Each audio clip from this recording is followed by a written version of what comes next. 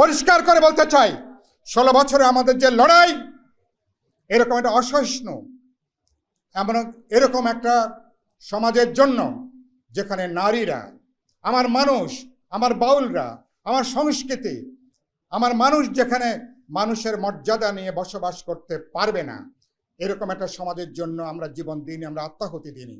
সরকারকে বলতে চাই, দেশ চালাতে পারছেন না, পরিষ্কার করে বলে দেন যে বাস্তবে আপনারা দেশ চালাতে পারছেন না। আমি বলেছি, নির্বাচন যদি কোনো কারণে ফেব্রুয়ারি নির্বাচন যদি বিলম্বিত হয়, যদি ভেস্তে যায় বিদ্যমান যে সামাজিক নৈরাজ্য, এই সামাজিক নৈরাজ্য খুব দ্রুতই একটা রাজনৈতিক নৈরাজ্যে পর্যবসিত হবে।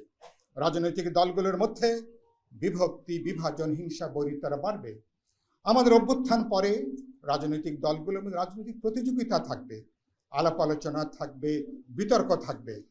কিন্তু আলাপ আলোচনা, রাজনৈতিক প্রতিযোগিতাকে রাজপথের দখলে যদি কেউ পরিণত করতে চান, এই নৈরাজ্যের সুযোগ নিয়ে কেউ যদি নিজস্ব এজেন্ডা তারা যদি বাস্তবায়িত করতে চান, বাংলাদেশের মানুষ, অতীতে আমরা এটা হতে দেইনি, ভবিষ্যতেও কোনোভাবে এটা আমরা হতে দেব না। আমরা